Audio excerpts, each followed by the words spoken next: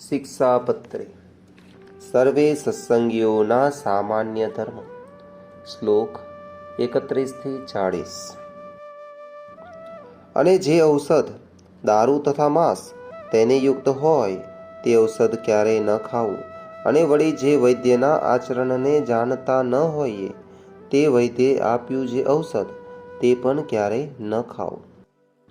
લોક અને શાસ્ત્ર તેમણે મળમૂત્ર કરવાને અર્થે વર્જ્યા એવા સ્થાનક જે જીર્ણ દેવાલય તથા નદી તથા તળાવના આરા તથા માર્ગ તથા વાવેલું ખેતર તથા વૃક્ષની છાયા તથા ફૂલવાડી બગીચા એ આદિક જે સ્થાનક તેમને વિશે ક્યારે પણ મળમૂત્ર ન કરવું તથા થૂકવું પણ નહીં.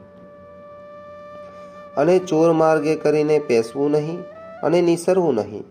અને જે સ્થાનક ધનિયાતું હોય તે સ્થાનકને વિશે તેના ધણીને પૂછ્યા વિના ઉતારો ન કરવો. અને અમારા સત્સંગી જે પુરુષ માત્ર તેમને બાઈ માનસના મુખ થકી જ્ઞાન વાર્તા ન સાંભળવી. અને સ્ત્રીઓ સાથે વિવાદ ન કરવો તથા રાજા સંગાથે તથા રાજાના માનસ સંગાથે વિવાદ ન કરવો. અને ગુરુનું અપમાન ન કરવું તથા જે અતિશય શ્રેષ્ઠ મનુષ્ય હોય તથા જે લોકને વિશે પ્રતિષ્ઠિત મનુષ્ય હોય તથા જે વિદ્વાન મનુષ્ય હોય તથા જે શસ્ત્રધારી મનુષ્ય હોય તે સર્વેનું અપમાન ન કરવું. અને વિચાર્યા વિના તત્કાળ કાંઈ કાર્ય ન કરવું. અને ધર્મ સંબંધી જે કાર્ય તે તો તત્કાળ કરવું. અને પોતે જે વિદ્યા ભણ્યા હોઈએ તે બીજાને ભણાવવી. અને નિત્ય પ્રત્યે સાધુનો સમાગમ કરવો. અને ગુરુ દેવ અને રાજા એ ત્રણના દર્શનને અર્થે જ્યારે જવું ત્યારે ઠાલે હાથે ન જવું.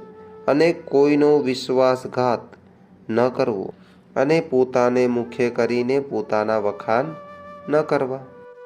અને જે વસ્ત્ર પહેરે થકે પણ પોતાના અંગ દેખાય તેવું જે ભૂંડું વસ્ત્ર તે અમારા સત્સંગી તેમને ન પહેરવું. અને શ્રી કૃષ્ણ ભગવાનની જે ભક્તિ તે ધર્મે રહિત એવી કોઈ પ્રકારે ન કરવી. અને અજ્ઞાની એવા જે મનુષ્ય તેમની નિંદાના ભય થકી શ્રી કૃષ્ણ ભગવાનની સેવાનો ત્યાગ કરવો જ નહીં.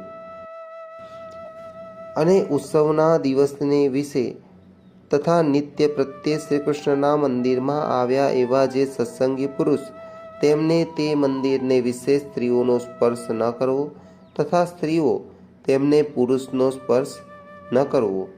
અને મંદિરમાંથી નિસર્યા પછી પોતપોતાની રીતે વર્તવું.